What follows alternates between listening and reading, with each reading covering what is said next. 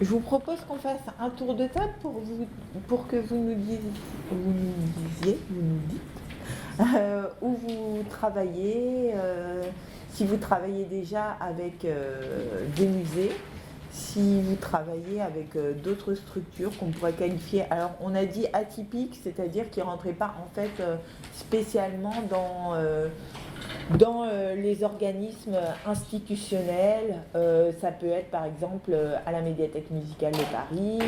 Lorsque j'y étais, on a travaillé avec la Ferme de Paris.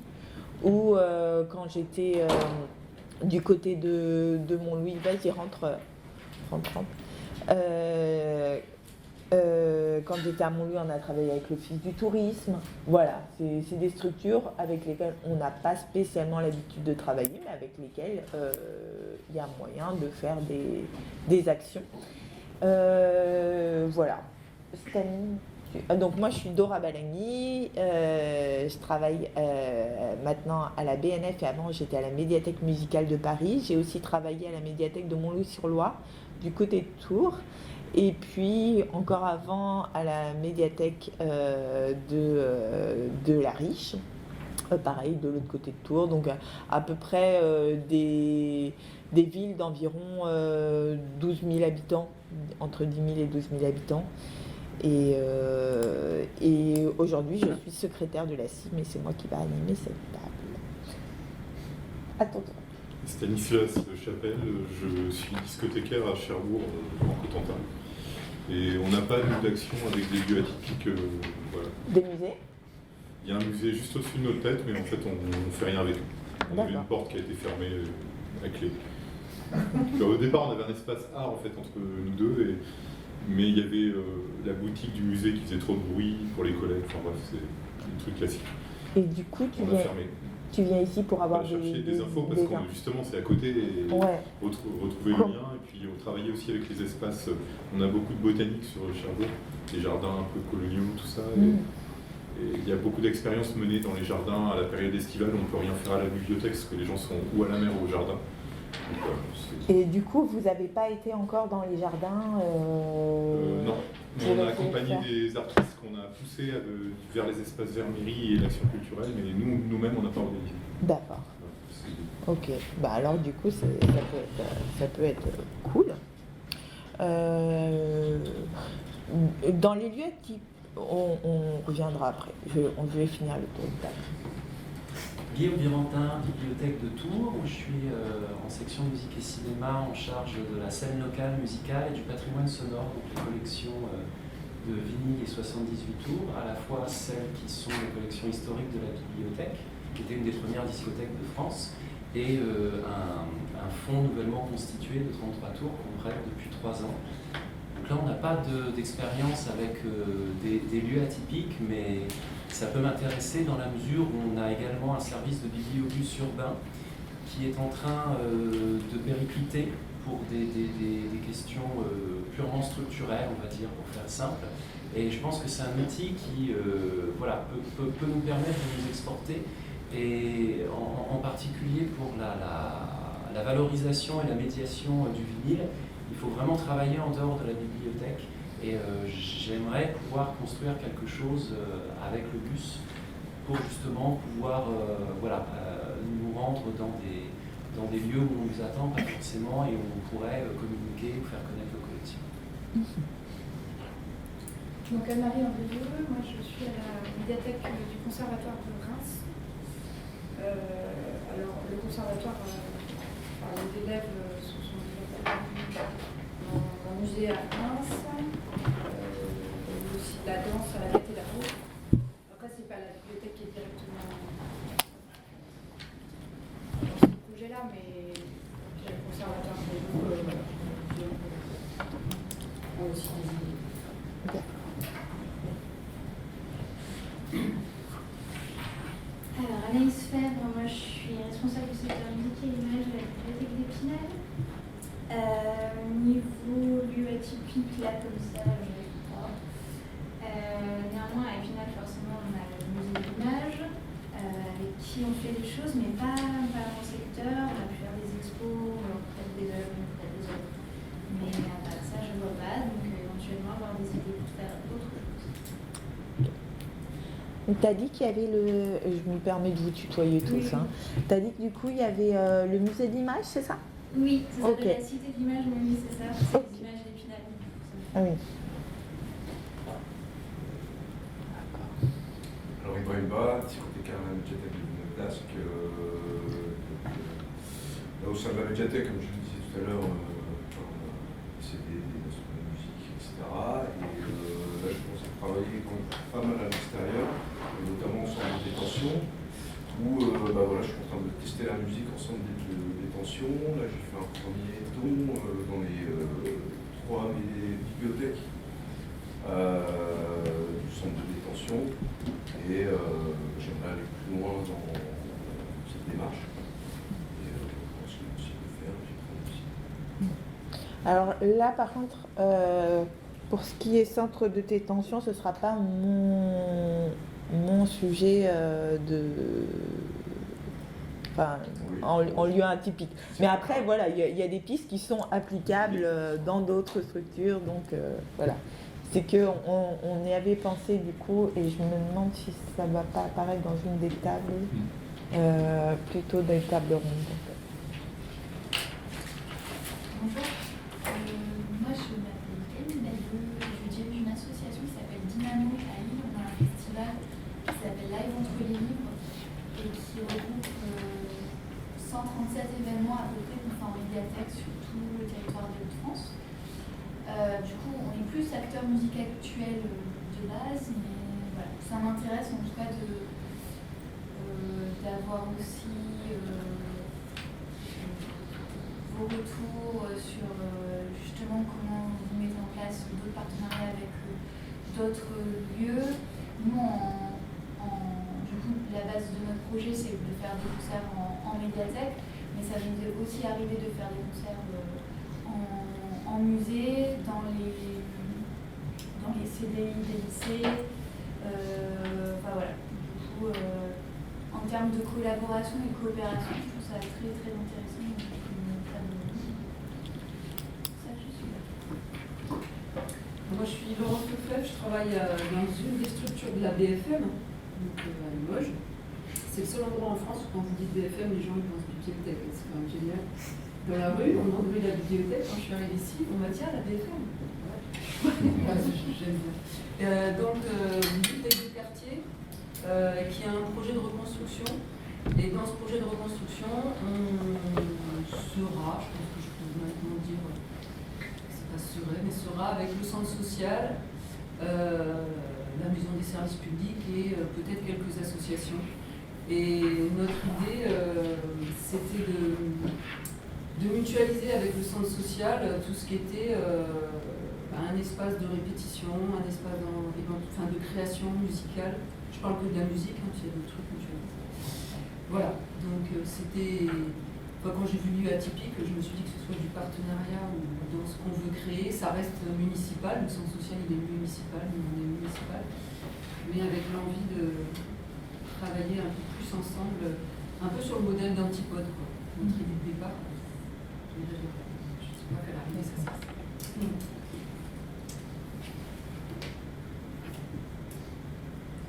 Alors, Corinne Lebrun, je suis à la médiathèque de la Philharmonie de Paris, en Cité de la Musique.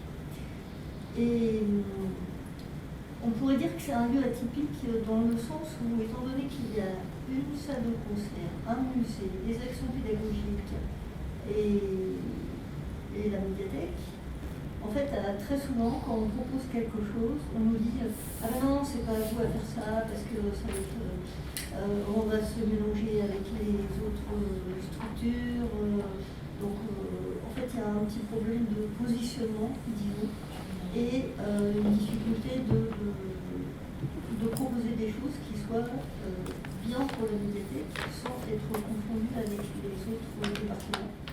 Et parfois, on a réussi à faire des choses un petit peu similaires, mais en les faisant appeler par un autre nom.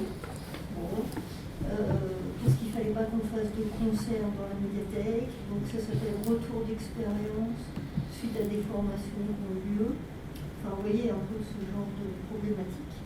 Et en revanche, là, on en ce moment un habillage, c'est pas une vraie expo, mais disons un habillage d'une illustratrice qui fait les programmes de la Philharmonie.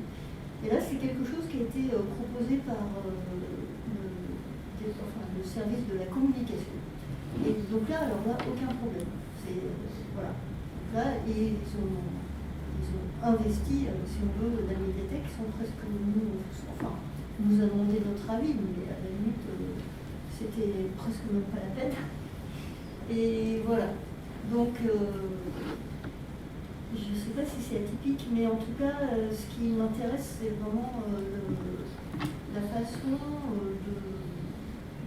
d'envisager des actions sans qu'on ait l'air de marcher sur les plates-bandes des autres, et tout en essayant de faire quand même des choses. Et donc il y a un petit problème aussi, on peut dire, par rapport à la direction aux directions des différents départements. Enfin voilà, c'est surtout une histoire de positionnement.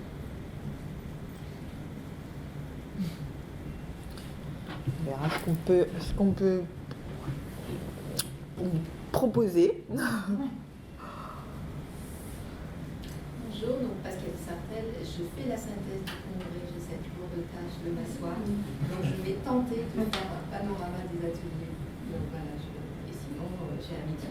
Je travaille au ministère de la Culture, au service du livre et de la lecture, au département de la bibliothèque.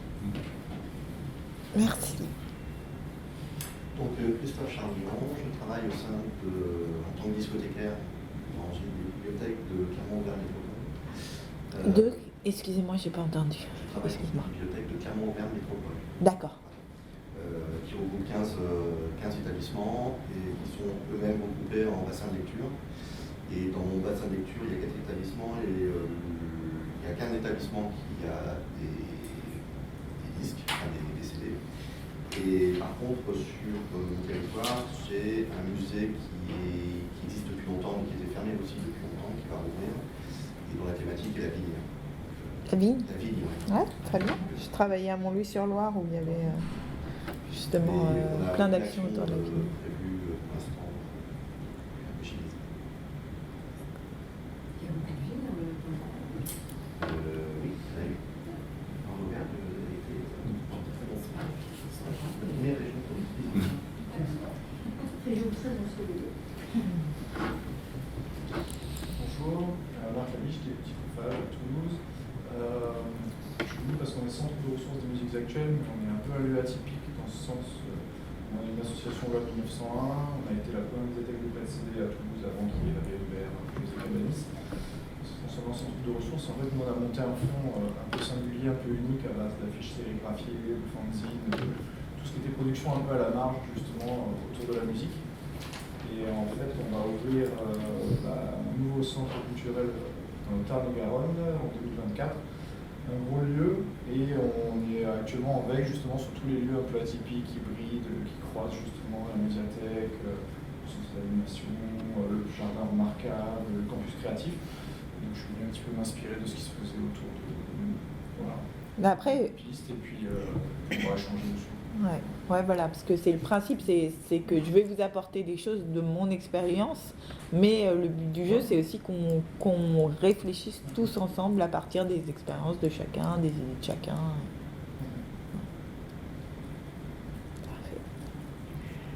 Bonjour, donc je suis Claire Seco, je suis discothécaire à la médiathèque de Vorep, donc c'est dans le pays voironnais, ça se situe en Chartreuse et c'est en gros quasiment juste à côté de Grenoble. L'idée en fait c'est qu'on a un réseau de 19 bibliothèques et comme on est accolé à l'agglo de Grenoble qui a déjà un terreau fort culturel, associatif, tout ça, j'aimerais bien tirer aussi parti du lieu que nous on a qui est plus, je dirais montagnard, enfin naturel, tout ça, où il y a des lacs, il y a un musée, il y a, voilà, et donc essayer de voir ce qui pourrait être particulier par rapport aussi, enfin pour démarquer un petit peu de Grenoble qui a déjà une vie culturelle forte. Voilà. Et le musée, il est sur quelle thématique ? Il est en fait au lac de Paladru, donc c'est un lac qui est dans les hauteurs. Autour de ça, il y a 3 bibliothèques, mais c'est vraiment... Le musée, ses collections, c'est l'archéologie, site archéologique.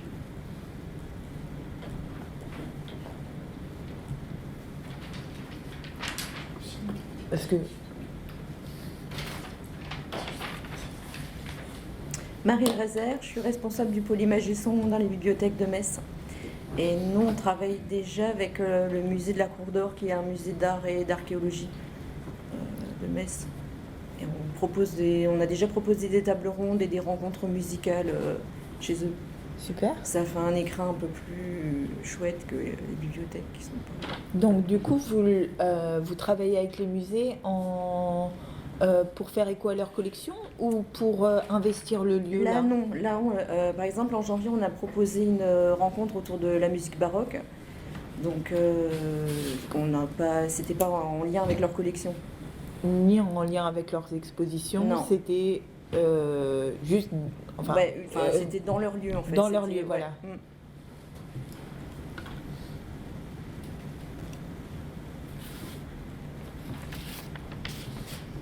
D'accord. Eh bien, c'est bien tout ça. Alors, je pense que c'est bien de partir des musées déjà, de base, puisque c'était et puis après des landes au lieu atypique, mais déjà un peu se questionner sur pourquoi travailler avec eux. Donc déjà, moi je pensais que c'est les raisons qui peuvent motiver au début votre projet quand vous allez le lancer, ça va être de dire pourquoi vous allez travailler avec ces structures-là. Donc c'est, selon moi, un échange de public, un échange de visibilité, un dynamisme, renouveau dans vos activités. De travailler avec les musées, ça peut vous permettre d'expérimenter, ou ces lieux atypiques, d'expérimenter de nouvelles formes de médiation.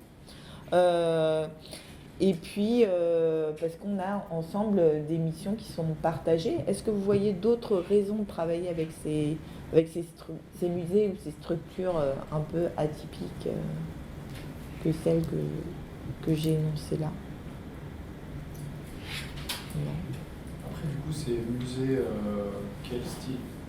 Parce que pour le lien avec les bibliothèques, tu pensais quoi? Tu pensais des musées d'art contemporain? Tu pensais des musées... je sais pas, genre... Nous, à la médiathèque musicale de Paris, quand j'y étais, on a travaillé avec la Philharmonie, on a travaillé avec le Musée de l'Homme, on a travaillé avec l'IMA, on a l'Institut du monde arabe, et après on a été quand j'y étais, l'idée c'était de sonoriser des expos. Donc on va prendre un peu, je vais pas suivre le déroulé spécialement de ce que je vais dire parce que je pense qu'il faut mieux que je vous explique ce que j'entendais par travailler avec les musées et puis ce sera plus simple peut-être Et en fait le principe c'était quand on a voulu travailler avec les musées de la ville de Paris, parce qu'il y a 12 musées de la ville de Paris, on leur a envoyé un mail en disant voilà, on a des collections, donc on a regardé leurs collections et on a regardé nous dans nos collections, donc les collections plutôt patrimoniales ou pas, ce qui pouvait faire écho à leur collection. Et puis du coup à partir de là on leur a dit voilà, on a ça et je pense qu'il y a moyen de travailler avec vous sur tel sujet. Je prends un exemple, le musée de la vie romantique, on a été les rencontrer, on a vu qu'il y avait une exposition qui était en cours sur les salons littéraires. Donc j'ai proposé une balade musicale sur ce qui pouvait être écouté à l'époque dans les salons littéraires. Donc il y a eu tout un parcours qui doublait du coup le parcours physique pour quand on voyait la main de Chopin, je faisais écouter ce qui avait été fait et ça a été le point de départ, cette exposition, pour un projet qui a donné lieu à un site internet qui est accessible par flashcode et en fait qui propose dans les collections, donc cette fois-ci l'exposition permanente, un parcours sonore qui s'ajoute au parcours physique, ce qui faisait bien écho au niveau de la vie romantique. Et puis pendant l'exposition sur les salons littéraires, il y a eu aussi une playlist qui leur a été proposée et qui tournait à côté du piano en fait. Donc il y a eu plusieurs dispositifs qui ont été mis en place et du coup voilà, qui étaient clairement affichés. Sur leur site internet, il y avait la playlist qui a été mise à disposition du public. Là pour l'exposition permanente, il y a aussi maintenant ce site qui est accessible depuis leur audio guide, puisqu'ils ont un audio guide et puis ils ont même un dispositif sur tablette, donc c'est même dans plus loin, et voilà, qui est accessible par flashcode. Donc ça c'est une des formules avec les musées qui a été proposée. Alors vous en avez peut-être entendu parler quand il y a eu du coup à la Philharmonie, non, c'est l'Institut du monde arabe avec lequel on a travaillé. Il y avait, c'était sur les explorateurs des mers. Et la Médiathèque musicale de Paris a proposé une retranscription sonore de ce qu'avait pu être le voyage d'Ibn Battuta en partant des vinyles en fait. Donc des vinyles, et puis après ça s'est doublé même d'une carte. Enfin, ça se présentait, c'était un site qui a été un site sous forme de map qui a été proposé et où on pouvait refaire le voyage sonore d'Ibn Battuta et qui a été proposé in situ et qui a fait l'objet aussi de présentations lors de l'exposition. Des collègues sont venus 2 fois. Avec le musée de l'homme, c'était sur Nous et les autres. Donc c'était une exposition temporaire qui avait lieu et on a été visiter cette expo et on a proposé des histoires qui, par exemple, il y a eu j'aurais aimé vous faire écouter parce que, mais sinon c'est toujours disponible, c'est court, où on racontait voilà, l'histoire de Alama Rosé, où on a raconté l'histoire de Abdel Malik, voilà. Et ça a été fait par les équipes. Des petites comme ça, bibliographies ou des petits sujets comme ça. Et donc du coup, les gens avaient un plan de l'expo et à chaque point, il y avait aussi des écoutes qui étaient proposées en fait.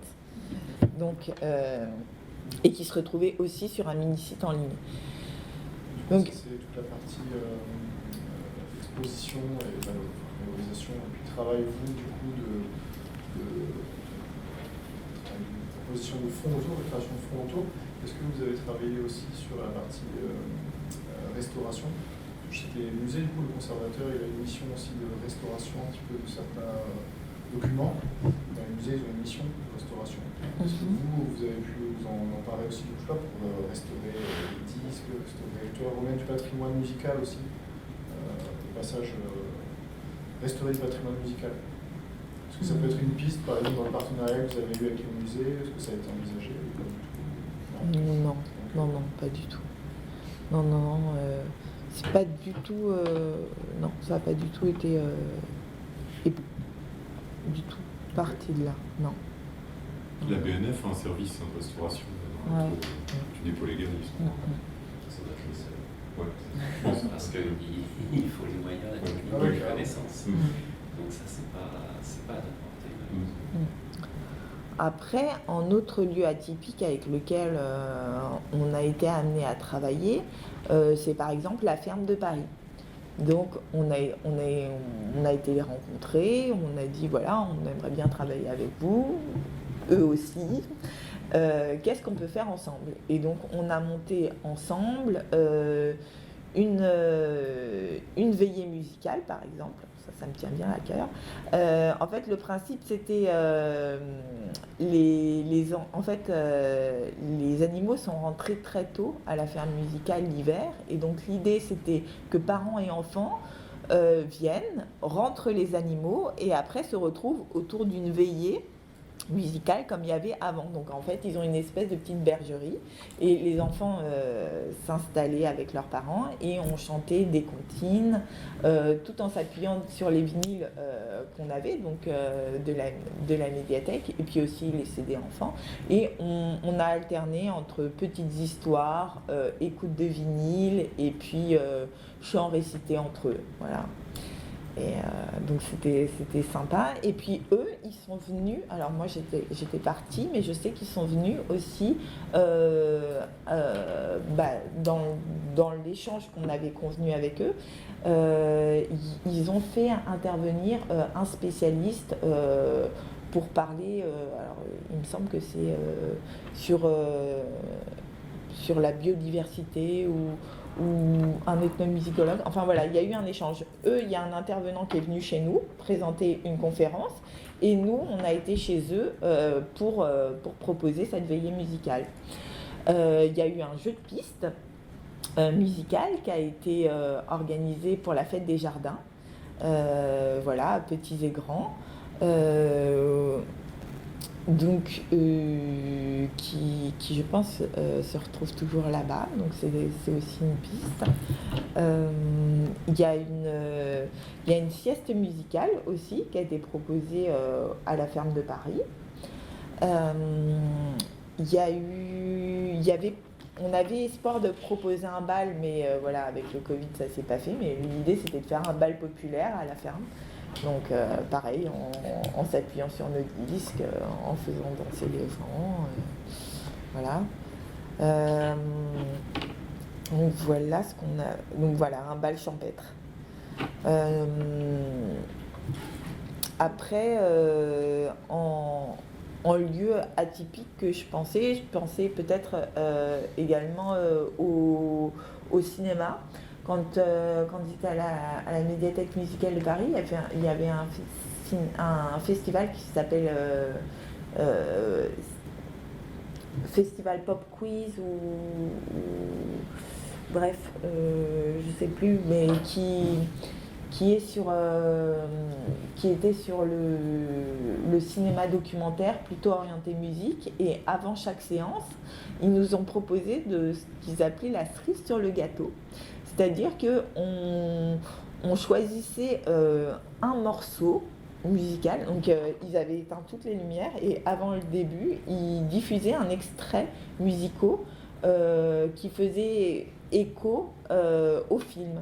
Alors ça pouvait être un prolongement, ça pouvait d'un morceau qui était diffusé dans le film ou alors un interprète dont on avait entendu parler. Voilà. L'idée c'était de proposer un moment d'écoute juste avant le début du film. Donc, et puis du coup de présenter nos collections, d'en profiter pour dire qu'on avait des vinyles, que voilà. En lieu atypique, je peux vous proposer, je ne sais pas si ça rentre dans le champ là, mais vous avez les MJC aussi. En fait, ils ont quand même pour mission d'accompagner les pratiques amateurs, qui sont beaucoup d'artistes très jeunes. Et je sais que nous, il y a 2 MJC qui ont cédé à un fonds. On a réservé un fonds en fait, de bouquins, de biographies, d'artistes assez iconiques, les métiers de la musique, des choses comme ça, parce qu'on sait que c'est des artistes très jeunes qui vont peut-être vouloir se professionnaliser plus tard, et c'est déjà une façon de leur mettre à dispo en fait, une bibliothèque un peu spécialisée qui peut les intéresser. Voilà, si jamais.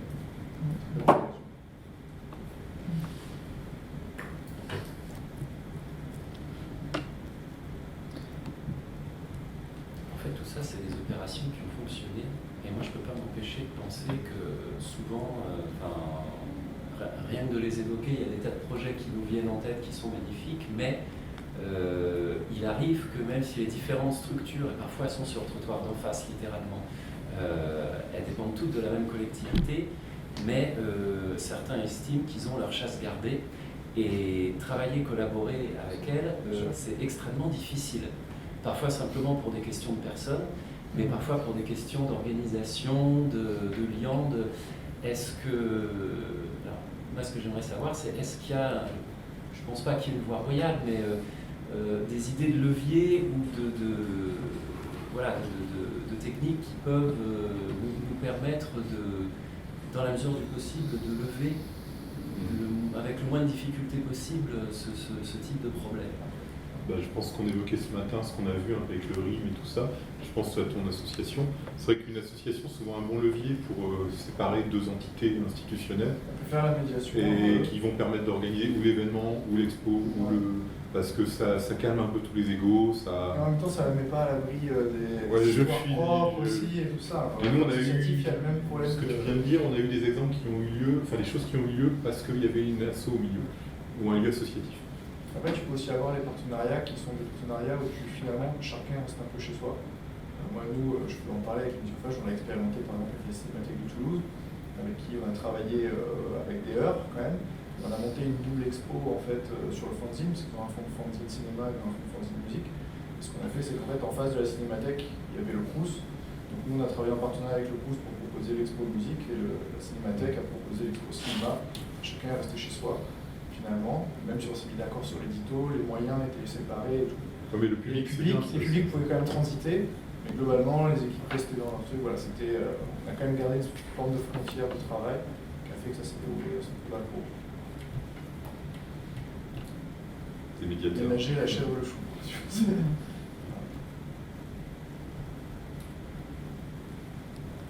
Après, vous les avez rencontrés, ces autres structures Non, mais... Parce qu'en fait, il faut vraiment aller les voir. Enfin, voilà, nous, les musées, ils ne sont pas venus nous-mêmes. Enfin, je veux dire, c'est nous, on venait avec enfin, voilà, faut être conscient que voilà, c'est un investissement. Donc, si vous voulez lancer dans un parce que c'est un partenariat, et du coup, il va falloir qu'il y ait une convention, du moins un accord, entre les deux structures qui va être rédigé et qui va vous engager les uns et les autres sur des contreparties. Alors, et puis que du coup, ça tienne, que ce soit signé par les tutelles et que ça vous engage vraiment les uns et les autres en termes de ce que vous allez apporter, et puis que c'est aussi une garantie que ça dure. Et que ce ne soit pas lié aux personnes, parce que souvent il y a des actions, mais c'est souvent au coup par coup, puisque quand une personne part, le projet tombe.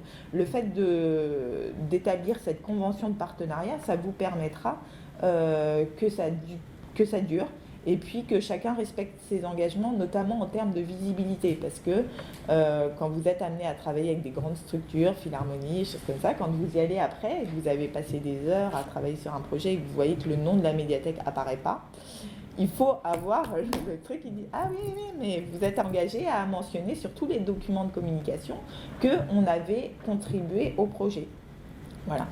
Je dis ça, mais c'est du vécu, parce que surtout quand vous travaillez avec des structures plus grandes que vous, il faut s'assurer que voilà, le travail, il n'est pas vain.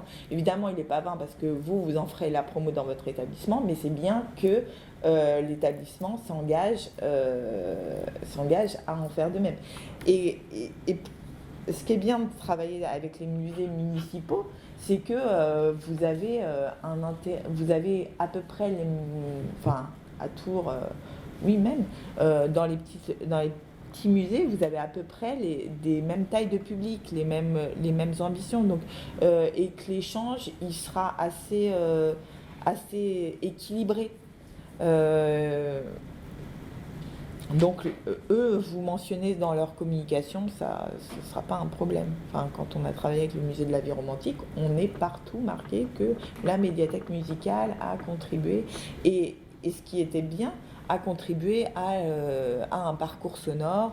Et quand eux, ils ont du coup eu de la presse sur leurs expositions, nous, on a rayonné via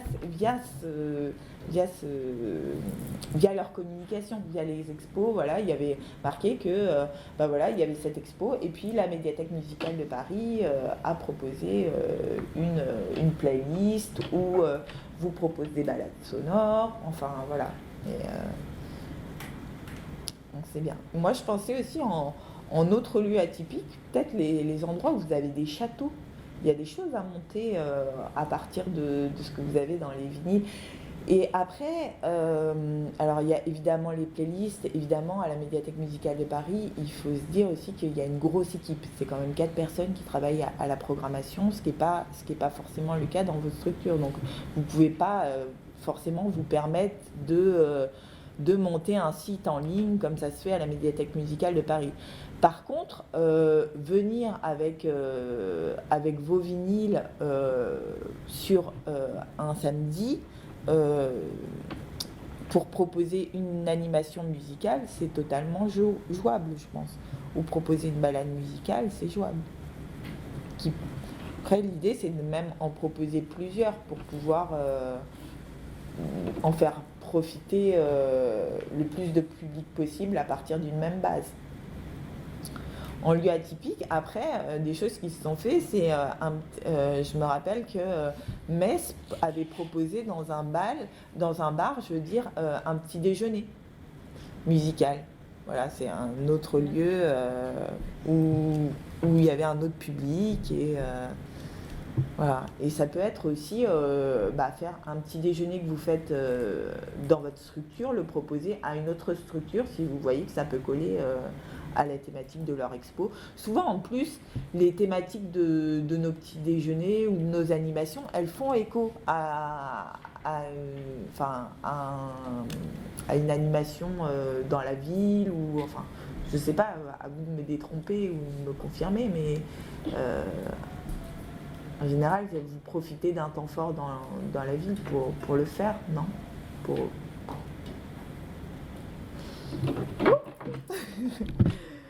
Et Dora, ouais. Avec la Philharmonie, c'était sur l'Expo Chopin que vous aviez... Non, c'était celle sur Imbatu. Mince. Quand on avait proposé la carte, quand il y avait eu les divas, on avait proposé sur les tablettes, il y avait le voyage d'Imbatuta.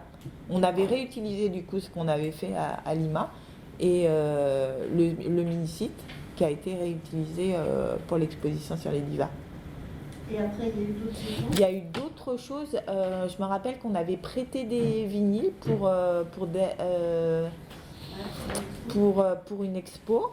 Je me demande même si on n'avait pas prêté, on avait aussi prêté des vinyles dans le cadre d'une expo avant Covid, à la Porte Dorée, tu sais, au musée de l'immigration. On avait prêté des vinyles aussi.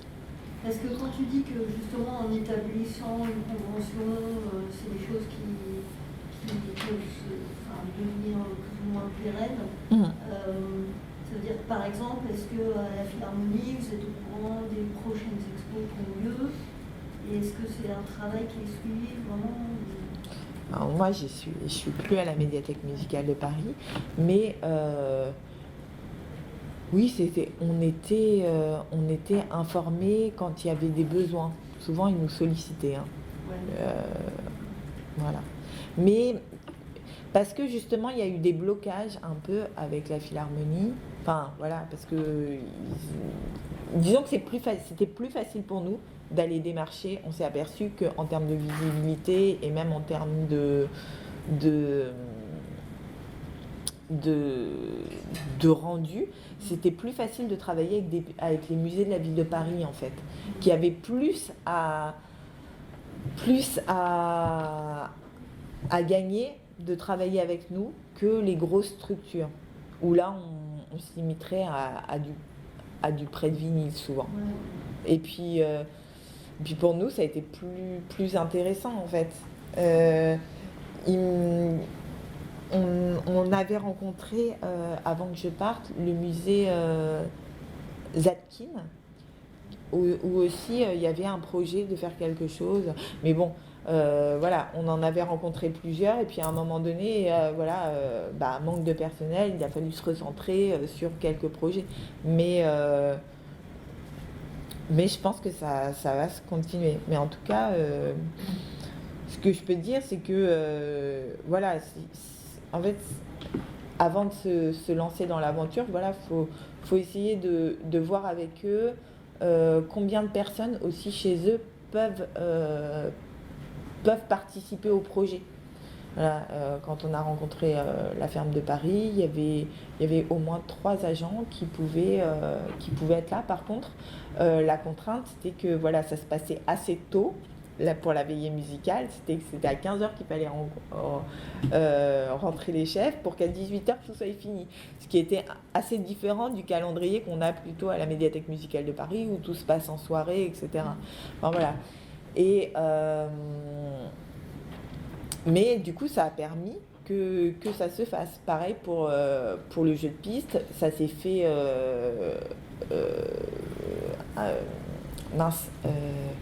ça s'est fait, je crois que c'était un samedi pour la fête des jardins. Voilà. Après, pour le musée d'art contemporain, je ne sais pas si vous connaissez le LUMA à Arles, c'est un campus créatif qui est monté sur un modèle un peu américain, c'est une fondation privée en fait. Et ils ont dans un de leurs étages, ils ont ce qu'ils appellent la librairie est en feu. Et la bibliothèque est en feu, en fait c'est une bibliothèque un peu pseudo-éphémère. Le thème va varier régulièrement, c'est investi par des chercheurs. Sur des thèmes vraiment flous, nous on a l'étude d'un catalogage aussi dans la bibliothèque, là le thème ça va être l'osmose. Ils vont mettre des bouquins, des films, des DVD, des affiches, de tout, même peut-être une machine ou un vieil outil, quelque chose comme ça, mais qui évoque l'osmose.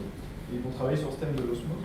Je pense qu'avec certains musées d'art contemporain, il y a peut-être moyen aussi de proposer des fonds comme ça qui soient en résonance avec la collection qui est à un tel moment, et que la bibliothèque puisse proposer autre chose aussi que de l'animation socioculturelle, peut-être contribuer finalement à donner une petite frange d'art en choisissant des choses qui évoquent et qui vont peut-être je sais pas, réveiller un peu la curiosité aussi du lecteur, quelque chose comme ça. Voilà. C'est des pistes, hein, mais je pense que c'est une chose qu'il faut s'imaginer. Bah oui, parce que par exemple, ça peut être aussi tout simplement, ça peut être ce que un artiste, un artiste utilise pour créer en termes de son, quelle est sa playlist, et du coup, c'est de lui demander de venir choisir une sélection de CD, voilà, qui touche ou qui permettent d'influencer son travail. Après, je dois dire, s'il y a une volonté des 2 parties de travailler ensemble, vous trouverez toujours des idées, de choses à faire avec eux. Après, c'est juste de bien calibrer vos actions en fonction du temps que vous disposez. Si ça peut être des dispositifs très très légers, voilà, comme une playlist, comme un blind test, comme il disait là avant, de proposer un blind test avant, avant un concert. Voilà, ça peut être un blind test avant une animation de la MJC. Enfin, voilà. En termes d'action, donc voilà, moi je disais discographie, bibliothèque personnelle d'un artiste, des playlists pour accompagner une exposition, des dispositifs d'écoute en salle. Donc quand c'est des musées, si vous voulez sonoriser une expo, pensez bien à les alerter, enfin voilà, à réfléchir avec eux sur la question des droits et des coûts SACEM. Alors c'est pas énorme, hein, mais voilà, c'est bien quelque chose à avoir en tête, parce que des fois ça va bloquer pour des choses genre ligne budgétaire. Nous, on a eu un peu peur quand on a fait la sonorisation de l'expo au musée de la vie romantique, parce que justement il y avait cette diffusion en salle et à un moment donné, ah oui, mais sur quelle ligne budgétaire on va pouvoir dégager ça. Donc des platines vinyles, voilà, où vous pouvez, si vous avez des, donc là je pensais à Tours, clairement tu peux proposer des fonds qui font écho, je pense, au musée ou au château. Je ne sais pas si vous avez déjà travaillé avec le château. Non, avec le musée des Beaux-Arts, mais c'était la section patrimoine, et si tu veux, ça s'est étripé sur des questions du niveau de la couleur de la robe de chambre de Balzac sur l'affiche, ce qui me conduit à dire que parfois ça peut être un peu délicat, mais j'aimerais beaucoup bosser avec le CCCOD, qui est le Centre de création contemporaine Olivier Debré, et piquer une idée brestoise où en fait il y a Vincent Malassi qui a réalisé une installation sonore à partir de sons de chercheurs océanographes donc dans le Centre d'art contemporain brestois, et qui donc ils ont réalisé un vinyle à partir de cette création et qui fait écho à l'installation avec la musique de l'installation, et en plus c'est un objet qui est très chouette parce qu'il est 33 tours d'un côté, 45 tours de l'autre, et avec un artiste scène locale et un label qui serait prêt à mettre quelques sous, ça pourrait être un projet intéressant. Ça m'a fait penser, quand j'ai été à Lyon, il y avait une exposition sur le vinyle, et il y avait eu, j'y pense comme ça parce que j'ai vu ça vite fait, mais il y avait eu une création donc, excusez-moi, je rembobine. La médiathèque de Lyon a participé à l'exposition vinyle en prêtant des fonds. Et en plus de ça, il y avait eu un partenariat avec une association de migrants, et ils avaient réalisé des vinyles. Il faudrait qu'on en parle du coup à Cyril, ouais. Je pense que... Eh ben, c'était là, j'étais à l'ENSI, donc mais s'ils ont déjà fait des disques sur l'histoire du rock lyonnais, ils sont souvent à l'origine de création d'objets. Ouais, et là, du coup, ils ont eu un partenariat, et du coup, en plus,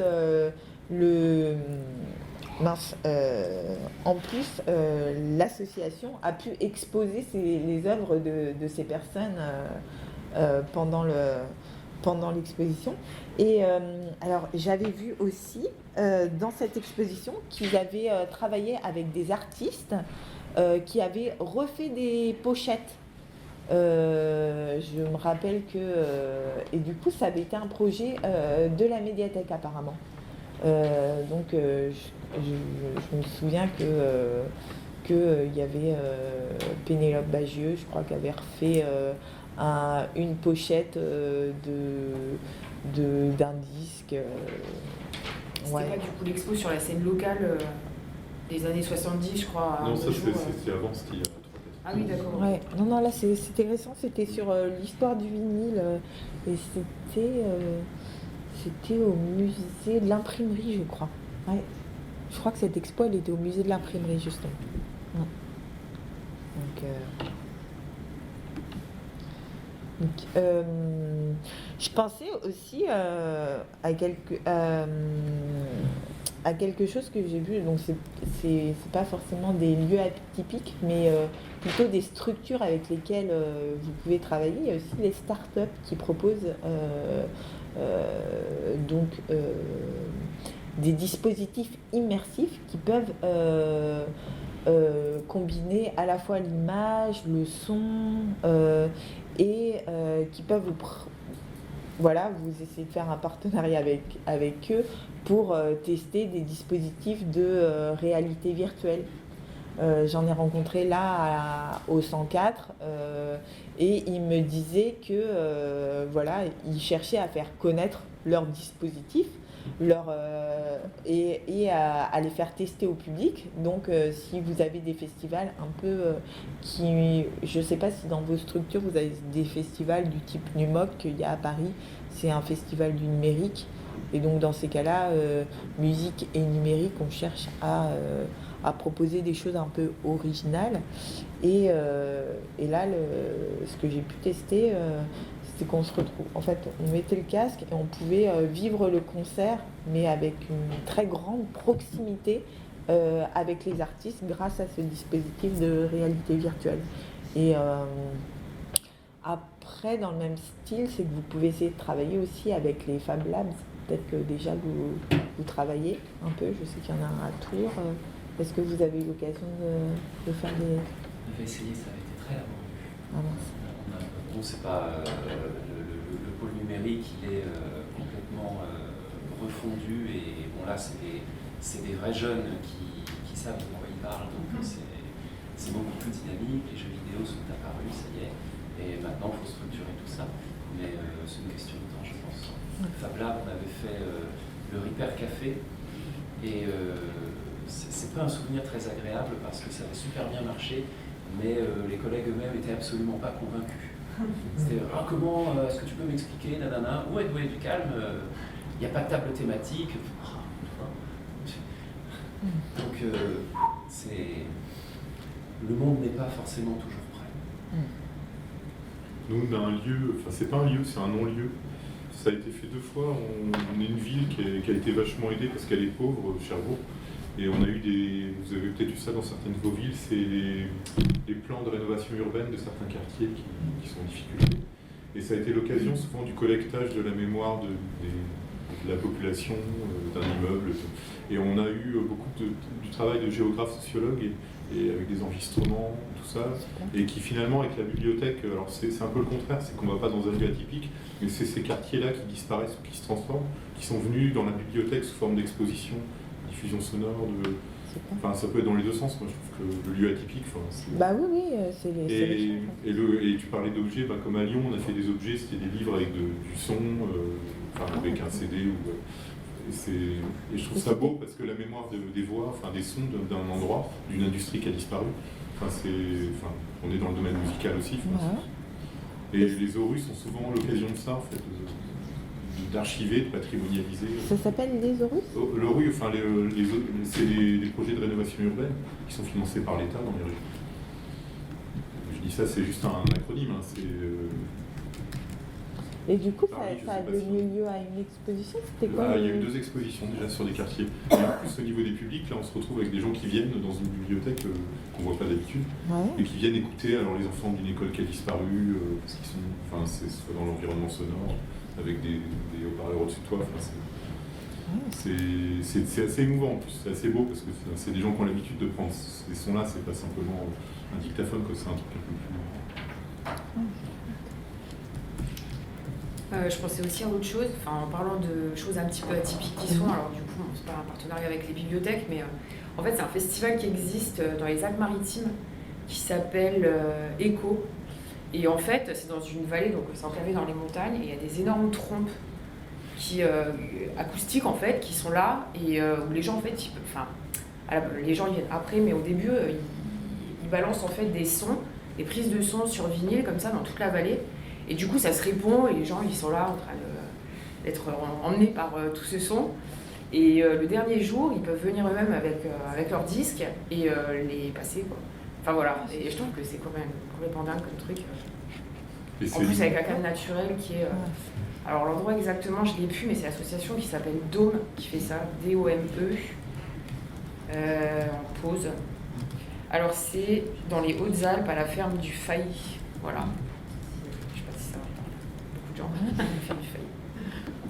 chouette. Et sur Lyon, c'est sur quel quartier qu'il y a une... Cherbourg. C'est à Cherbourg. Pardon, Cherbourg. Il y a eu 2 quartiers. C'est 2 quartiers très difficiles qui ont été rénovés. En fait. Ouais, non, parce que nous, la reconstruction, elle est dans ce cadre-là et on voulait déjà entamer un projet sur la mémoire. Mais on avait pensé photo, film, parce qu'ils vont tomber des tours. Ça va arriver. Ouais, mais photofilm, mais en fait, la voix des gens qui pratiquent, c'est encore plus. C'est très très fort. Parce que c'est la voix des anciens, des jeunes. Il faut faire. Le bruit aussi. Parce qu'il y en a, ils ont vécu toute leur vie dans ce quartier. Le quartier, il date des années 80. Tu sais, le bruit des vies d'ordures, le bruit des. Enfin, tous les trucs en fait qui disparaissent parce que c'est une époque. Les modems et tout, ils font de l'archéologie sonore. Ouais, mais c'est presque dans notre ADN, il y a des trucs qui sont présents en bruit de fond. Il y a un podcast de France Culture là-dessus, il y a quelques jours. Ouais, et puis il y a eu un projet qui a été mené un peu dans le genre à Paris qui s'appelle Constellation. Alors je ne sais pas comme c'était en période pré-Covid, alors je ne sais pas ce sur quoi ça a abouti. C'est dans le 10e là ? En fait, c'était dans plein de quartiers. En fait, le but, c'était de faire des enregistrements comme ça. Est-ce qu'il y en a eu dans le 10e ? Ouais, oui. Cité Rouge ? Oui, bah voilà, il y a eu ça. Avec la bibliothèque. François Villon. Ouais. Et bah ça faisait partie de ça. Et il continue à faire des choses en ce moment. Ah bah voilà, mais tu vois. Ils avaient des points d'écoute, c'est ça, une espèce de borne d'écoute comme ça qui avait été. Il me semble que les pistes elles étaient montées par des designers sonores, je crois. Enfin, oui, voilà. Ouais. Recording et en fait, il y avait des petits points dans la ville où on pouvait entendre ces bruitages ou ces sons. Je crois que c'était ça, non?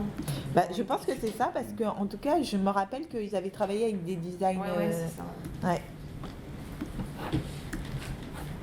Ah non, si, ils avaient fait ça aussi.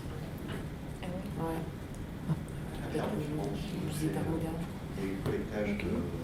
En fait, la future bibliothèque de Clermont-Ferrand va être installée dans l'ancien hôtel Dieu. Et donc, en fait, il y a une grande campagne de collectage qui a été lancée auprès des habitants de l'agglomération pour leur demander ce qu'évoquait pour l'hôtel Dieu. Voilà. Donc, après, pas d'exploiter. Et je pensais à vous autour du musée de la Vigne. On avait fait des choses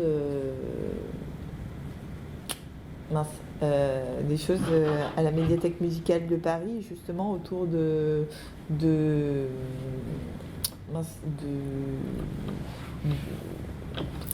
excusez-moi, de l'alimentation et de la musique et des liens entre les deux. Et je pense que vous pourriez avoir des idées voilà, de petites expériences à monter ou ouais.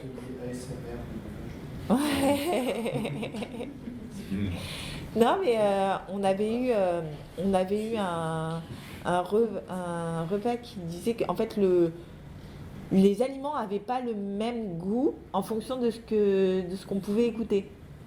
Donc voilà, on avait travaillé avec, c'était des spécialistes qui étaient venus faire ce repas sonore, donc moi j'étais pas là, parce qu'en fait on avait pu inviter que un très petit nombre de personnes, donc en fait les gens pour réussir à gagner 2 places pour ce repas, on avait fait un jeu dans l'exposition qui était présentée et ceux qui avaient il y avait des énigmes comme ça, c'était sous un menu et puis voilà, on avait fait des espèces de petites charades ou choses comme ça avec, en plus compliqué à partir des vinyles, donc les éléments de réponse étaient dans les vinyles et les gens ils déposaient dans la boîte et ceux qui avaient des bonnes réponses étaient invités à venir au dîner et qui mélangeaient musique.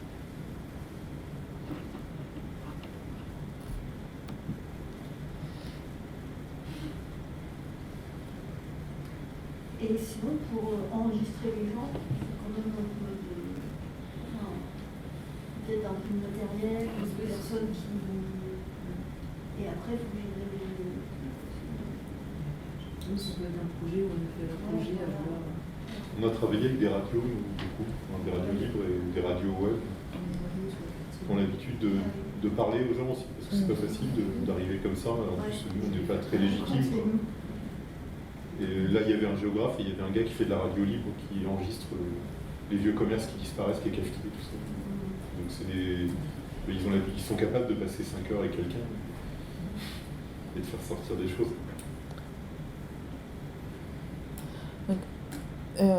À la médiathèque musicale de Paris, on n'avait pas travaillé avec les prisons, mais on avait travaillé avec des centres d'hébergement.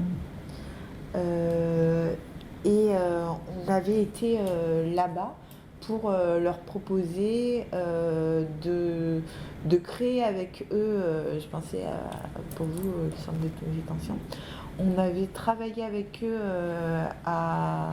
sur une playlist, voilà, qui après avait été, je crois, diffusée, eux, dans leur structure.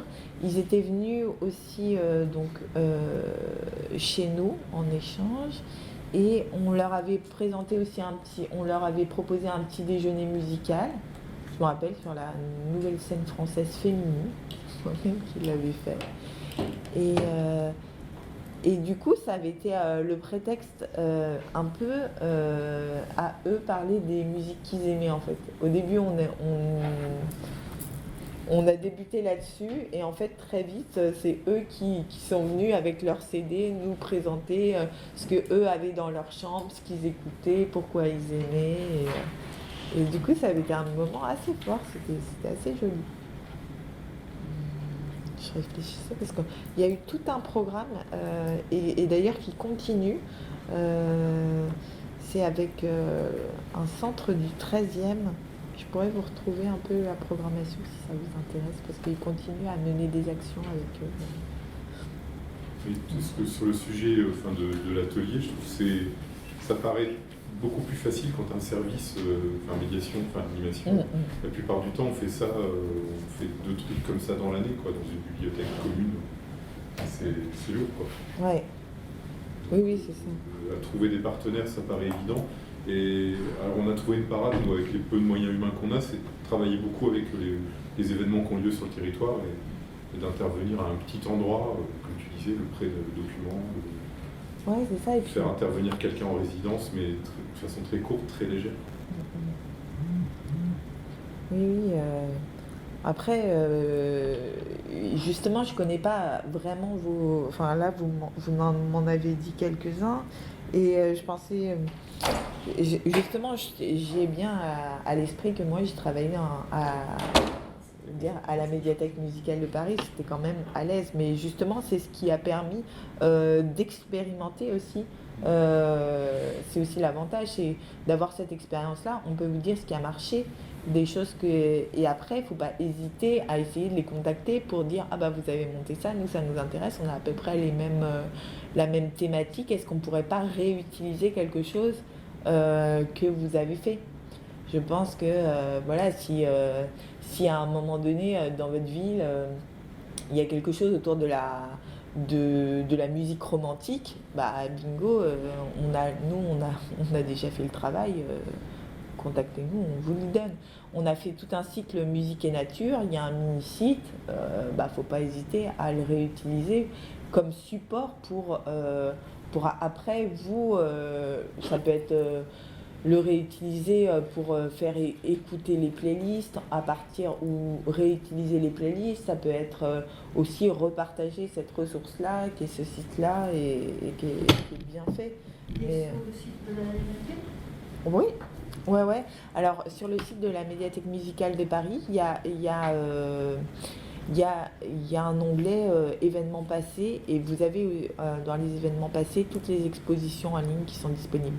Ce sur quoi je voulais vous alerter aussi si vous vous lancez dans ces projets-là, c'est les outils. Parce qu'on est amené à utiliser des outils gratuits. Qui dit outils gratuits, à tout moment, ça peut s'arrêter. Ça a été le cas du coup de ce qui a été fait autour de Inbatuta, qui a eu son temps. Hein. Du coup, on a permis de faire connaître la médiathèque musicale de Paris grâce à ce mini-site et il y a eu un rayonnement. Mais maintenant, c'est plus accessible et tout a été perdu. Donc voilà, il faut faire attention aux outils qu'on utilise parce qu'à un moment donné, comme la plateforme Sounds Good s'est arrêtée, on a réussi à récupérer quand même à peu près tout sur YouTube, mais voilà. Donc pour ce qui est des mix que vous pouvez faire, vous connaissez peut-être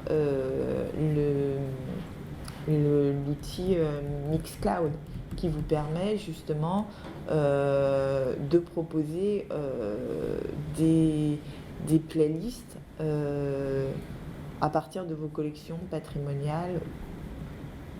Vous connaissez peut-être pas, n'hésitez pas. Il y a eu Mixcloud.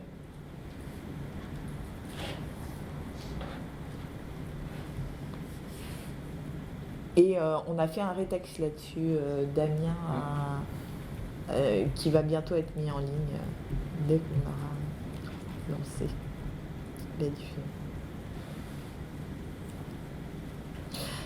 Autre question, si vous travaillez avec les musées et qui a été problématique à plusieurs reprises, c'est le fait que les musées ne sont pas dans la gratuité. Souvent, souvent les expositions temporaires, par exemple, à la ville de Paris, elles sont payantes. Et donc, nous, ça pose la question de, quand on a fait la balade musicale, il a fallu penser à ça.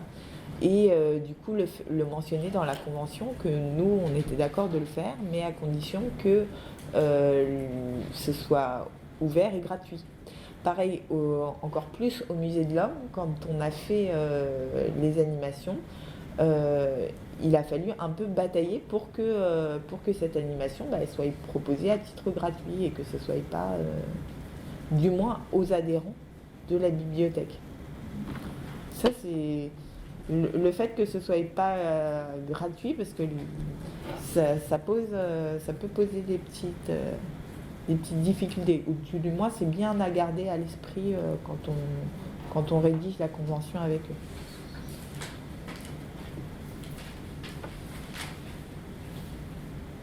Donc, oui, voilà, pensez du coup à cibler vos actions, et quand vous les rencontrez, avoir donc du coup les moyens humains, les moyens financiers qui peuvent déployer, les contreparties à avoir, les partenaires.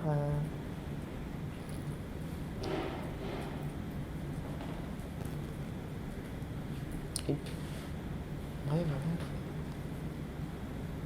Après, si vous voulez des exemples de conventions, n'hésitez pas à m'écrire pour que je vous les donne.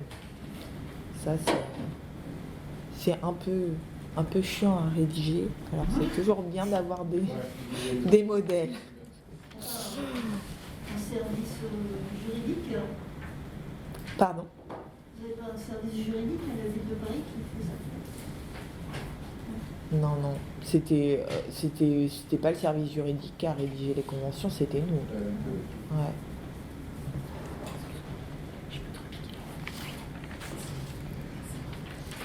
Après, Stanislas disait que du coup vous voulez travailler avec les jardins. Ouais. Donc ça, c'est vrai que c'est quelque chose que... Et c'est les services civiles, alors ça va. Ouais. Et nous, du coup, on avait rencontré le service des espaces verts, justement pour faire des choses avec eux. Et du coup, il y a eu des balades dans les jardins, juste au-dessus de la canopée, qui ont été organisées, qui étaient sympas, parce que du coup, nous, on a porté le côté sonore, et puis à côté... Alors, ce qui est bien aussi, c'est quand vous proposez des animations.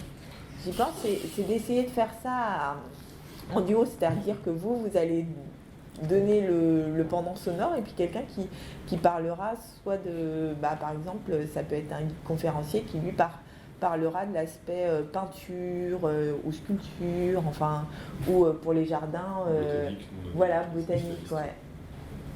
De faire ça à deux, ça enrichit encore la balade. Et nous, c'est une blague, parce que les services, je sais pas chez vous, mais les espaces verts, enfin les jardins, ils venaient pour mettre le sapin de Noël, donc des fleurs à un vernissage, quoi. Et enfin, ils veulent plus venir parce qu'on met plus de plantes à l'intérieur, donc c'est une façon de les retrouver, quoi, après une quinzaine d'années. Et puis c'est vrai qu'on les faisait venir, on a besoin, c'est pour décorer une expo jeunesse, on faisait venir des feuilles, tout ça. Et là, c'est enfin, on va chez eux. Ouais, c'est ça. Ils ont des savoirs aussi, enfin, tu vois, t'as des conservateurs, tout ça. Et du coup, vous allez quelque chose à... Il y a le château des Ravalais où il y a un festival chaque année des plantes. D'accord. Et donc nous, l'idée, c'est de participer, enfin, on a aussi, en fait, on a un super livre, là, Les Roses de Redouté, je ne sais pas si vous connaissez, c'est un des plus vieux livres, c'est un des plus beaux de France. On a un des rares exemplaires sur livre. C'est des super livres de botanique, il y a une grosse collection. Et donc on les présente souvent avec des gants, tout ça, et là, on ne va pas le sortir sur la vie. Le patrimoine retourne, enfin, un peu... Et du coup, tu voudrais faire une activité musicale? Nous, on a fait de la musique déjà avec le théâtre, parce que la bibliothèque aussi, il y a un musée au-dessus, mais il y a le théâtre à l'italienne, et qui a une programmation qui est souvent... eux, les lieux atypiques, ils ont l'habitude, parce que la salle, quand il y a un temps fort, à l'italienne, tu n'as qu'une salle. Donc, dès qu'ils veulent faire un deuxième truc dans la journée, il faut que ça se passe ailleurs. Donc dans les jardins, dans les serres tropicales, il y a toujours moyen de faire un truc. Et il y a eu, nous, la musique plus porteur de voix, quelqu'un qui raconte quelque chose. Mais la bibliothèque était assez loin de ça. Mais la nouvelle direction culturelle a tendance à dire transversaliser, donc on est assez d'accord. Oui. Et du coup, vous prévoyez de faire peut-être quelque chose? Nous, on aimerait, parce qu'on a envie de sortir aussi, puisque la musique, comme disait le collègue, on a tendance à faire de la place du côté de la musique, donc on continue à exister, aller en dehors de nos murs, pourquoi pas, puisqu'on nous les apprécie. Même à minima, tu disais que du coup, vous n'êtes pas très nombreux et du coup, vous pouvez pas forcément vous investir sur des gros projets. Peut-être une sieste musicale, ça peut être... Non, puis, on n'est pas nombreux, mais on est... En fait, sur ce type d'atelier, ça me fait réagir parce qu'on est plus suivi par les élus et la hiérarchie sur ce type de projet que sur la vie de tous les jours et les collections et les budgets. Donc, en fait, c'est plus facile des fois de négocier ça. Et la Cité de la Mer, c'est un musée? Alors c'est privé aussi, c'est pas du tout vide, donc c'est un peu compliqué. C'est des entrées très chères, c'est des grosses expos. Là, c'était sur il y a eu sur le Titanic, sur l'exil, c'est vraiment des très gros trucs et on n'y va même pas parce qu'ils ont beaucoup de voyageurs, de gens qui viennent, de touristes, avec les paquebots qui viennent en croisière et qui rentrent direct dedans. On n'a pas envie d'être là-bas et puis c'est trop beau. C'est un peu comme le Futuroscope, je sais pas, c'est des trucs. C'est pas dans nos échelles. Et avec la centrale nucléaire? Le nucléaire, on a un fonds spécialisé. Et aussi lutte anti-nucléaire, on a les deux fonds.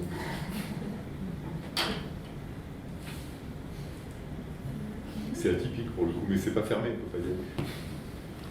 Je travaille pas pour le département, mais au département du Nord, il y a un dispositif spécifique l'été qui s'appelle Bibestive, qui est fait pour justement inciter les bibliothèques et les collections à sortir des médiathèques. Et en fait, il faut Alors, je crois que c'est forcément en partenariat. Du coup, il y a des abbayes, la Bicocel, certaines médiathèques qui font. Alors, c'est pas forcément que musical, parce qu'il va y avoir la télécommune et tout. Mais finalement, en fait, on peut quand même facilement vite faire des liens avec la musique japonaise ou des choses comme ça. Et il y a aussi une bibliothèque de plage, parce qu'on travaille aussi au Nord. Et du coup, ça, c'est assez marrant, parce que c'est sur Transat. Et je trouve, nous, du coup, en tant qu'acteur associatif, on sollicite quelquefois pour déposer des brevets dessus. Et c'est trop chouette. Je pense qu'en plus, les gens, ils ont envie d'expérimenter un peu, se dire, c'est marrant, je suis allée à la bibliothèque, mais c'était sur la plage. Et de faire sortir les collections, c'est aussi, je trouve, dans des lieux atypiques, c'est intéressant sur des thèmes comme ça. Nous, du coup, on organise des concerts exprès dans les rayonnages pour dire, on peut faire des concerts partout. Et à la fois, du coup, quand par exemple il fait beau, on se dit, on peut aller dans un jardin, dans un patio, on fait aussi le concert, et du coup, là, on va sortir des livres ou les collections CD, spécialisées sur la scène émergente locale, et du coup, ça fonctionne bien. Et en plus, du coup, les artistes vendent aussi beaucoup de CD dans ces cas-là, donc c'est assez vertueux comme scène. Et quelqu'un a essayé des trucs dans les lieux de sport, les piscines, les stades de foot Alors, du coup, en termes du côté associatif, oui. Je sais pas les médiathèques, mais du coup, il y a déjà eu des DJ sets en piscine, sur des temps ou alors de l'aquagym, des choses comme ça. Après, c'est des fois compliqué parce qu'en termes d'unité de matos,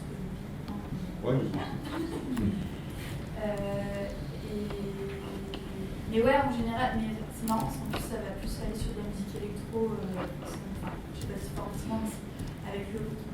Sur la musique contemporaine, là, parce que tu parlais, Corinne, de la mer, de la Cité de la Mer, il y a un concert sous les pommiers qui est prévu avec le bruit des cétacés, avec des enceintes subaquatiques et une musicienne qui va chanter et communiquer avec les baleines. En fait. Alors il faut y aller en maillot de bain, c'est un concert maillot de bain, et avec des fauteuils. Alors il y a des trucs gonflables où on peut faire la planche, c'est limité en place parce que l'eau est bien chauffée. Mais c'est vrai. Trop chouette. Ouais, alors après, c'est pas bibliothèque, c'est action culturelle pur et dur. Mais il faut s'inspirer de ces événements-là, parce que du coup, je vois, toutes les typologies de villes ne permettent pas forcément d'avoir le gros lieu. Bon, on a un lieu atypique, tous, je pense, soit une mine, un terril. Oui, c'est ça. Et je sais qu'en musée, nous, ce qui s'est fait aussi, c'est les silent parties. Du coup, c'est souvent de la musique électro qui va être diffusée par casque et qui peut être sur. Il peut y avoir 2 DJ avec du coup 2 circuits de casques différents. Et du coup, les gens dansent dans un musée, mais pas forcément sur la même musique. Donc ça en devient hyper rigolo parce que du coup, les gens ne dansent pas du tout de la même manière. Mais voilà. Et c'est où? Ça, c'était au Palais des Beaux-Arts de Lille. C'est énorme. Et en fait, je me dis que ça peut alors, ça nécessite un peu de matériel, mais ça peut se faire en médiathèque aussi. Sur le festival qu'on fait là en médiathèque, on a plein de partenaires qui sont curieux de faire plein de choses. Là, cette année, on propose des concerts en voix, ça s'appelle les cocons électroniques. Du coup, c'est les concerts en voix téléphonie. Donc, vraiment, le son va tourner autour des gens. On fait des siestes musicales, on fait des spectacles jeunes publics aussi musicaux. Et oui, après, du coup, nous, on a un cœur associatif qui a une flexibilité qui fait que c'est peut-être un peu plus simple. Et du coup, moi, je vous dirais, mais approchez-vous des associatifs. Nous, on essaye vraiment d'être en plus. Alors, on travaille avec c'est qu'on a aussi adapté les choses qu'on propose aux demandes des médiathèques. Alors, au début, on ne faisait pas d'atelier, par exemple. On a fait beaucoup d'ateliers autour de la musique. On ne faisait pas de spectacle jeune public. Et puis, on s'est rendu compte que nous, sur la scène locale, il y avait une envie de création et une demande des lieux de médiathèque pour accueillir ça. Maintenant, on propose nos propres créations. Mais à la base aussi, c'est ce que tu disais, il faut pouvoir se rencontrer pour en discuter en fait. Moi j'ai juste une petite question en fait, ça dévie un petit peu, mais c'est par rapport à la collection qu'on sort justement en fait. Donc en fait que ce soit un lieu atypique ou ailleurs en fait, à chaque fois qu'il y a une action bibliothèque hors les murs. Mais je voulais savoir si ça marchait, si vous, parce que moi si je sors des packs de CD et tout ça, les gens, le fait que ce soit pas dans les murs, ils osent pas les prendre quoi. Donc du coup, je trouve qu'en fait, ça légitime plus, on va dire, ça fait exister la bibliothèque en dehors de ces murs, plutôt que la collection en elle-même, finalement. Si par exemple, tu peux déployer une platine avec un casque, tu vois, mettre en valeur ta sélection, la valorisation que tu veux faire, pour réfléchir les gens, qu'ils se rappellent à la bonne mémoire de la médiathèque, tu vois. Alors ça fonctionne peut-être avec le vinyle, mais avec le CD, une platine. Je trouve que ça fonctionne. Après, à moins que tu puisses venir avec tes bornes et puis faire le prêt sur place, c'est sûr, c'est compliqué. Mais ça peut être aussi un fond juste d'écoute sur place, tu vois, avec un petit dispositif de casque et de platine CD, franchement, tu peux. Nous, on voit des. J'ai vu en médiathèque les gens s'asseoir, tu vois, sur un poste d'écoute CD et remettre un CD, tu vois, et y aller. Faut juste leur mettre de quoi s'asseoir. Ouais, là, ce sera plus des choses pour faire connaître le lieu plutôt que de prêter des documents parce que c'est. Oui, voilà, c'est ça. Ça fait exister la bibliothèque parce que de culturelle autour de la collection. Mais c'est là aussi qu'il y a l'intérêt d'essayer d'avoir un échange, tu vois, genre on vient et vous après vous venez. Tu vois, c'est aussi ça. C'est ok, on va aller à la ferme de Paris animer une veillée musicale, mais il y a aussi un conférencier de chez vous qui va venir, voilà. Et vous allez communiquer sur les deux. Enfin voilà, pas que sur la veillée musicale qu'on viendra chez vous. Vous allez communiquer aussi sur la ferme de Paris qui vient chez nous. Enfin, voilà. Tu vois, il faut qu'il y ait... Parce que voilà, aller dans les murs, hors les murs, ok, mais c'est toujours bien de garder en tête ce que tu as dit, c'est quand même d'essayer de les faire venir à un moment donné aussi chez nous pour qu'il y ait ce prêt, pour qu'il y ait cette... Il y a l'enjeu de conquête du public par la communication, mais après il y a aussi l'enjeu d'ancrer, enfin je pense, l'enjeu d'ancrer encore plus le côté prescripteur de la bibliothèque, c'est-à-dire c'est bien que les gens viennent, mais s'ils font juste du tourisme pour voir quelqu'un qui est passage et puis qui s'en vont, il faut que sur place il y ait quelque chose de prêt où vous avez valorisé un fonds particulier parce que vous voulez faire découvrir quelque chose de particulier que vous avez, qui sort peut-être pas souvent parce que c'est pour les initiés ou pour un public un peu étroit. Et du coup, il faut avoir bien préparé aussi l'arrivée de ce public qui n'est pas forcément d'usagers communs, réguliers. Et il faut leur faire comprendre qu'il y a quand même des choses peut-être qui leur parlent sur place. Parce qu'après, sinon, ça tourne un peu à l'hébergement d'animation et les gens ils viennent, ils repartent et tu vois, il ne s'est rien passé. Quoi. Ouais, mais ça, il faut essayer de gratter un peu plus, mais après, c'est pas évident. Hein. Après, je ne dirais pas, il ne s'est rien passé en fait. Non, il ne se passe jamais rien. Et en fait, c'est toute la complexité qu'il y avait aussi quand on a dit, ok, on monte des expositions en ligne, mais ce public, il restera peut-être qu'en ligne. Et oui. Eh bien oui. Maintenant, c'est quelque chose qui doit être admis chez nous, c'est que oui, on a nos lecteurs qui sont inscrits et ceux qui viennent et tout, mais on a aussi d'autres publics qui seront que en ligne, qui ne suivront peut-être qui seront que de passage, et ça fait quand même partie de nos publics. Et voilà. Mais tu peux aussi te dire que tu peux essayer que ce ne soit pas une finalité. Voilà, exactement. Travailler un truc en plus. Dire si jamais j'en capte ne serait-ce que 2 de plus de façon pérenne, c'est toujours ça de prix. Et puis leur rappeler que au-delà d'un endroit où il fait chaud et où il y a des bouquins, il y a aussi une équipe qui travaille un éditorial, qui travaille un sujet, qui peut recommander, qui peut prescrire. Je pense que ça, il faut le remettre au centre. Parce que sinon, après, c'est le truc qui me hérisse un peu le poids, c'est que la médiathèque devient juste un centre d'animation. Parce qu'il y a quand même beaucoup de bibliothécaires qui souffrent aujourd'hui. On leur demande de fermer une partie du fond pour faire une ludothèque pour que le mercredi après-midi les parents n'aient pas la garderie. C'est quand même des choses qui sont, tu vois, dans le quotidien, beaucoup de bibliothèques en milieu rural ou dans les petites villes. Et donc c'est bien si tu travailles avec un musée qui va être en plus sur une notion de légitimité culturelle un poil au-dessus de la bibliothèque. Il ne faut pas se mentir, c'est pas les mêmes usages, c'est pas les mêmes CSP globales dans les usagers, voilà. C'est bien si tu peux apporter un travail quand même éditorial construit pour dire voilà, la bibliothèque c'est pas que un service de proximité pour emprunter un DVD, c'est aussi une équipe qui a une expérience, qui a un savoir et puis qui peut le mettre en œuvre.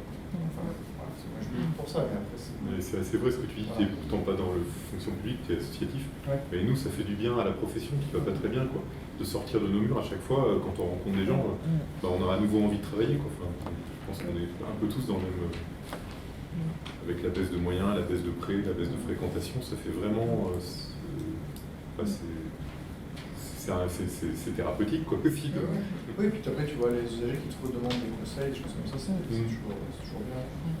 D'autant, j'ai envie de dire que c'est aussi peut-être les pistes aussi pour la suite, puisque comme on se détache de la collection et que maintenant on peut plus, c'est plus central, donc même le secteur musique en tant que tel, il commence à avoir moins de sens qu'avant. Donc si on sort de la bibliothèque, quel type de service et comment on se définit en tant que discothécaire en fait, par exemple, quoi. Donc, effectivement, la prescription, ce qui est autour de la documentation, et du coup aussi peut-être faire des liens avec les structures qui existent, les salles de spectacle, bon là après le patrimoine c'est autre chose parce que c'est eux qui apportent côté documentation, mais voilà. Et après, c'est aussi quelque chose à valoriser. Enfin, je veux dire, oui, on a été hors les murs, mais on a eu tant de personnes. C'est aussi du public. Enfin, voilà, c'est quand tu fais ton bilan de l'année, il faut aussi bien que tu penses à dire, oui, on a été là et on a quand même touché tant de public. Même si c'est pas tant de public dans ma médiathèque, c'est quand même mon public. Comme nous, quand c'était à la médiathèque musicale de Paris, ce qu'on a constaté, c'est que les gens qui viennent aux concerts, aux conférences, c'est pas ceux qui empruntent. Voilà. Mais c'est quand même notre public. Ils viennent, ils sont pas adhérents pour la plupart, mais ils viennent. Et c'est quand même compté comme du public. Et c'est important de compter ça. Compter le nombre de personnes qu'il y a pour chaque animation,